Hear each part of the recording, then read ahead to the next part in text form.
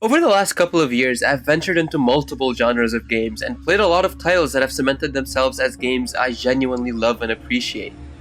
From modern day classics like TMNT Shredder's Revenge to technical marvels like Resident Evil 2 Remake, my gaming experience has been nothing short of fantastic and fulfilling recently. However, no game series has gotten me so hooked and invested in its unique gameplay style and brutal challenges than the stylish and grandiose Devil May Cry.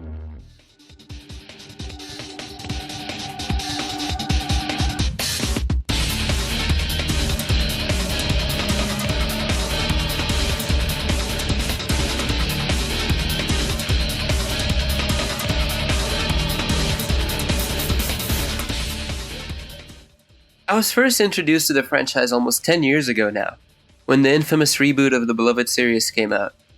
At the time, I had no idea what Devil May Cry was or what it meant to millions of people around the world. What people saw as an edgy, pretentious stain on the series, I saw as a really cool, wildly unique, and exciting experience that I had never seen anything quite like before. After playing the original games, I can definitely see why people viewed this particular title so unfavorably.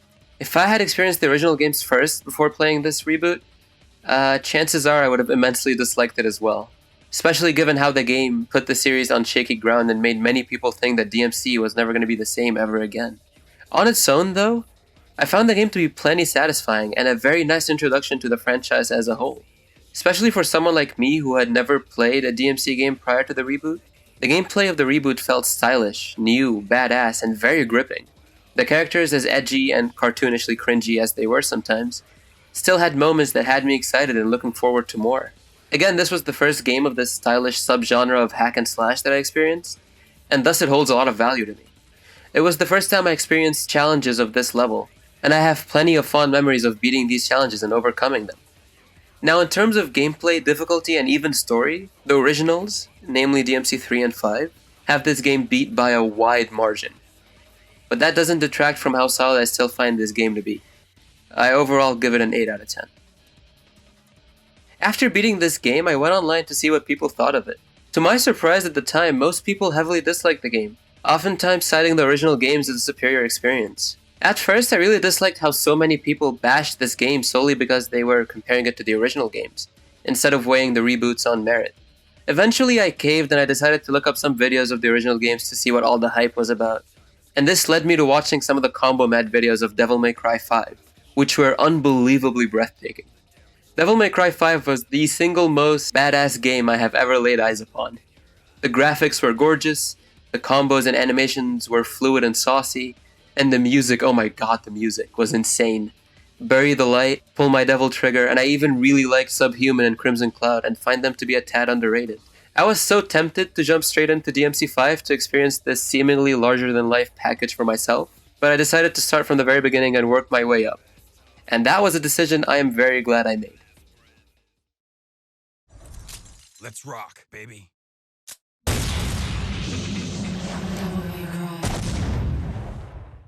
Devil May Cry, the game that started it all. This game is very atmospheric, has fun and solid combat, and is one of the most challenging games I've ever played. Upon finishing the normal mode, I gave this game a 7 out of 10. I felt the story was lackluster and most of the game's mechanics are very poorly explained to the player, assuming they're explained at all. For example, a very important and useful gameplay mechanic, the Devil Trigger, was something I accidentally turned on while playing.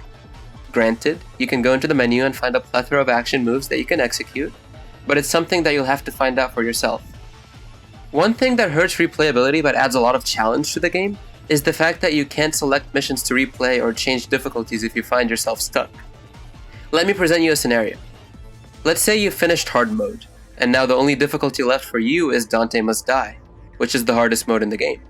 Given how badly hard mode kicked your ass, you'd want to make sure that you have enough resources to fully finish Dante Must Die in one uninterrupted go, because as I've stated before, you can't simply change difficulties or start a new run through the game while you're in the middle of another run.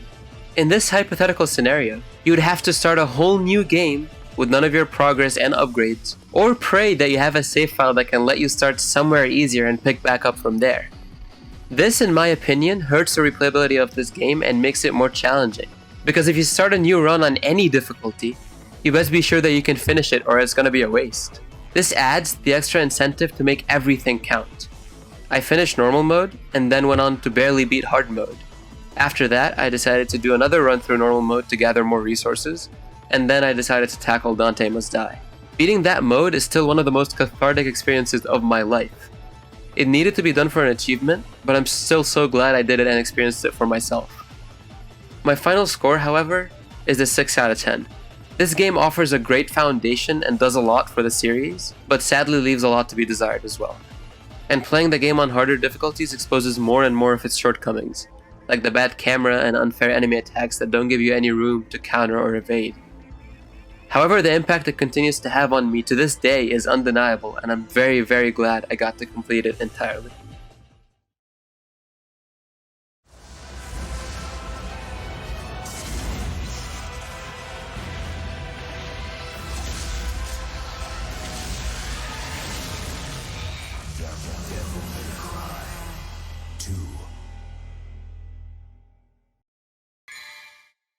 Now, let's not waste any time. Everything you've heard about this game is probably true. This game is unbelievably boring. What little story the first game has is leagues above whatever pile of garbage this game calls a story. Boring, mind-numbingly easy, and super forgettable. This game offers two characters to play as, Dante and Lucia. Each has their own story with moments where their respective paths intersect. Dante plays nothing like the first game, and he's very awkward and so much slower. Lucia plays exactly like Dante with just different animations and projectiles, so she's also pretty yucky to play. After beating hard mode with both characters, meaning 2 complete playthroughs with each character, you unlock Trish. She's the best character to play in the game by far. She plays a lot like Dante from the first game, which is good, but she's a little slower in her movement, still leagues above the other 2 characters this game offers. And it's a tragedy that you can only play with her after 4 playthroughs. If this game was any fun, I wouldn't be complaining as much, but this game isn't. And it only gets worse on harder difficulties. Unlike the first game, where enemies become more aggressive, hit harder, become more unpredictable, and take less damage as you ascend the difficulty ladder, this game's enemies become slightly more aggressive, barely hit any harder, take less damage, and have way more health. Ultimately, the main objective behind the higher difficulties here is to bore you to death, literally. The fights go on for way too long and it causes you to become uninterested and disengaged, which leads you to playing more sloppily and taking unnecessary hits. Furthermore, it doesn't help that you spend about 90% of your time mindlessly holding down the shoot button to beat enemies, which is something this game rightfully gets a lot of flack for.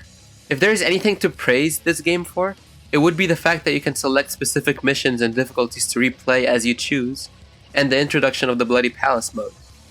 I only played this game as much as I did, which is 25 hours, for the achievements, and I wouldn't have played it nearly as much otherwise. I recommend that you play this game at least once as Dante, and maybe once as Lucia if you're interested in the story for some reason. Finally, I would like to say that playing this game actually exponentially increases your appreciation and enjoyment of the next entry in the series. Overall, this game is a 4 out of 10, pretty garbage.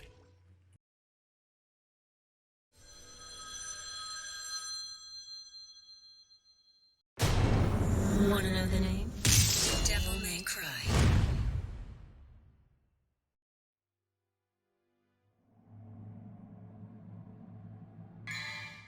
Now this is where it gets good. This game is absolutely phenomenal. The voice acting is incredible, the story is oh so good, and the combat is up there with the all-time greats. There is barely anything for me to criticize over here. I enjoyed every playthrough I did. I enjoyed playing as Dante and Vergil, and I really enjoyed the higher difficulties here. It felt a lot like DMC 1, but the biggest difference here was how there is so much variety in your combat options, especially as Dante.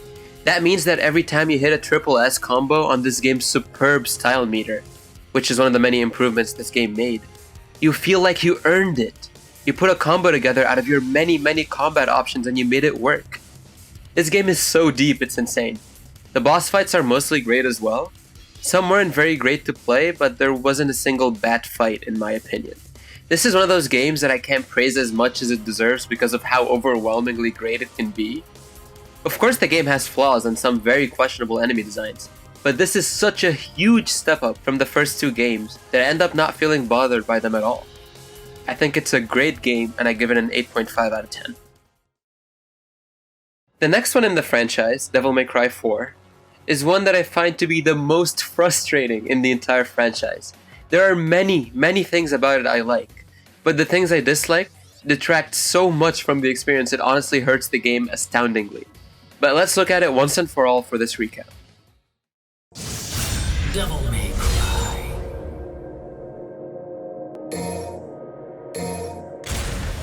Devil May Cry. 1 full year after 100% completing the first 3 installments in this franchise, I finally completed Devil May Cry 4. This has been a monumental and brutal journey in not just my quest for getting all the achievements in every Devil May Cry game, but for completing all the games I own at large. This game leaves a wonderful first impression on the player in its opening sequence and the first few missions. The graphics are a massive step up from the previous installment Devil May Cry 3. The environments are very diverse and gorgeous to look at and explore. The cinematography and direction of the cutscenes are both exciting and engaging, and the voice acting and animation, like general presentation, are the best the franchise had seen up to this point. For the first half or so of the game, you play as Nero, an entirely new devil hunter and the main character of the story. He's reminiscent of young Dante from DMC 3 in terms of appearance, but he tends to be a lot more emotionally expressive and prone to anger, making him more vulnerable and readable. The name of the game here is still being stylish and flashy, but this added layer of personality that Nero boasts makes him an even more transparent character than Dante, which helps us with getting to identify with his emotions and motives, thus making for a much more engaging experience overall. During the first 11 missions of this game, you practically get to experience all of the environments and significant boss battles this game has to offer. The boss battles overall are about as good as they were in DMC 3. Nero's signature move, the Devil Buster, has different effects based on which boss you're fighting and the state they're in. The first boss, for example, Vergil, has 3 separate states: his normal state, his weakened state, and his stunned state. He progressively transitions from his normal state to his stunned state as he takes more damage. In his normal state, Vergil is immune to getting grabbed by your Devil Buster. However, as you keep hitting him, he'll lose his flames and go into his weakened state, which opens him up for a grab animation. Keep hitting him more and he'll eventually transition into his stunned state, leaving him open for you to deal more damage via combo attacks and or another grab move. The grab move here would be a different animation given that Vergil is now stunned, not just weakened. Most boss battles have similar mechanics to Vergil with minor alterations, which makes them compelling to replay and dissect. After the first 11 missions are done, you stop playing as Nero and switch into playing as Dante, and that's where most of the issues I had with this game start to rear their ugly heads. Dante, in my opinion, feels like a shell of his former self in the gameplay department. His arsenal of weapons is drastically reduced from DMC 3, and a lot of style-specific elements from DMC 3, like his ability to run up walls using Trickster, were abandoned. However, the single coolest addition to Dante's moveset is the ability to change styles using the D-pad. Changing styles is no longer the arduous commitment and pace killer it was in DMC 3. You can now change between styles freely while fighting. This really helps cover up Dante's reduced weapon variety by allowing the player to switch up the style of gameplay on the fly, essentially maximizing the freedom and creativity afforded to the player with the current selection of weapons, regardless of how small it may be. Unfortunately, my gripes with Dante's section aren't limited to just his gameplay. The worst aspect of his section are the missions he goes through.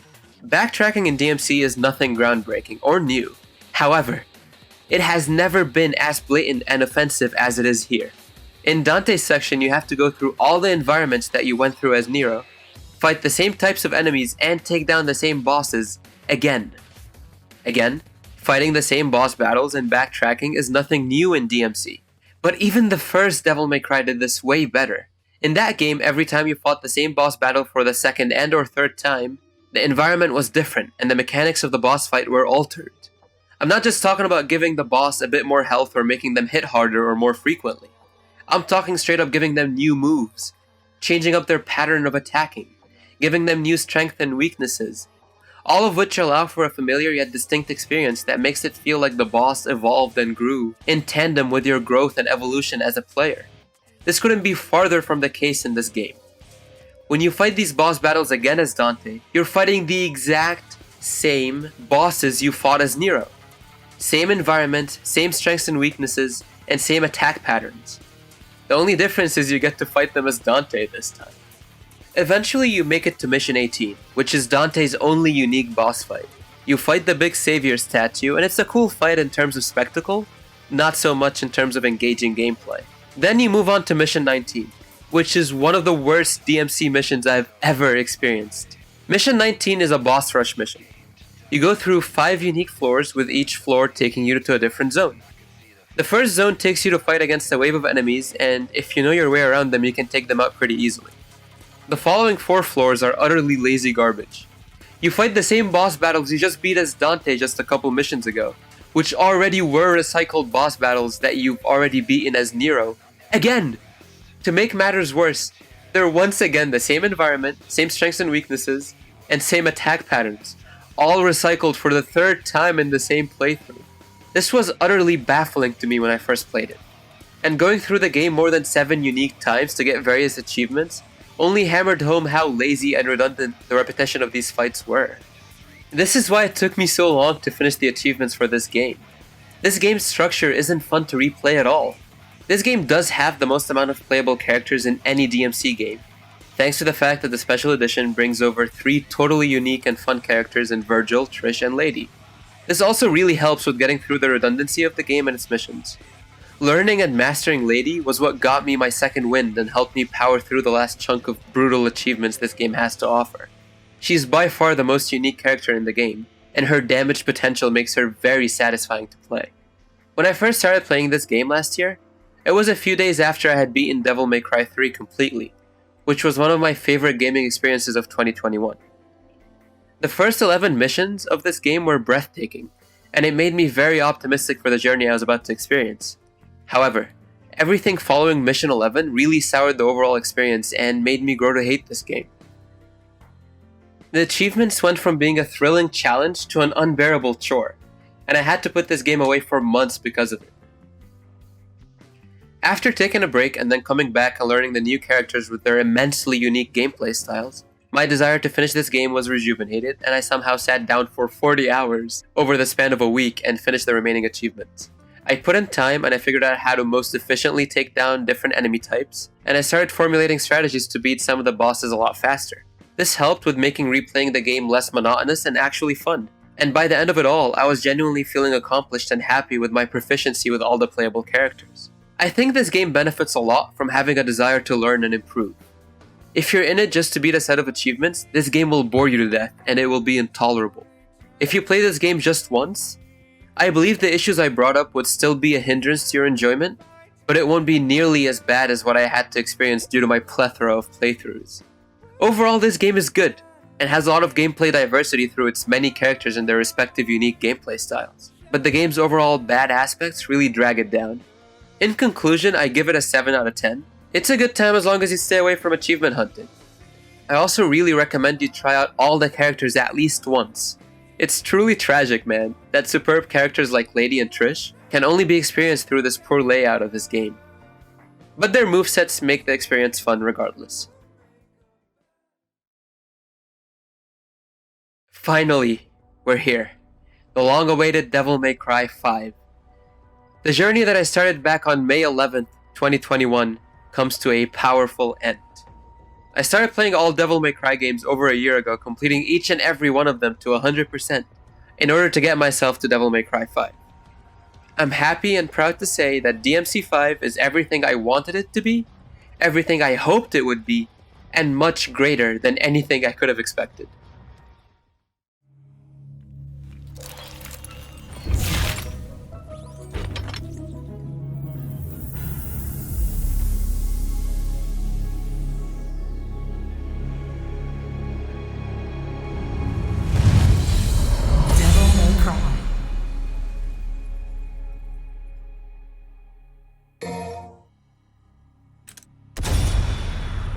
The story is the best in the series.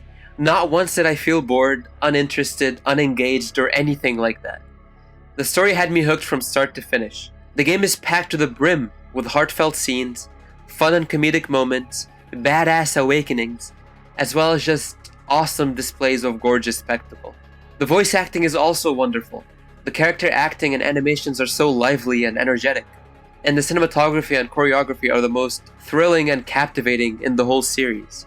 The gameplay, oh my god, the gameplay! It's the best gameplay I have ever experienced. Not just in DMC, I'm talking every game I've ever played.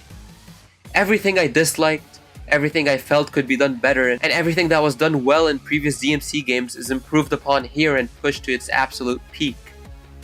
Dante in DMC 5, a character I felt was done a little dirty in DMC 4, might just be my favorite character to play in any game. His combat is unbelievably diverse, wild yet focused, and he's an absolute goldmine that is just begging to be explored.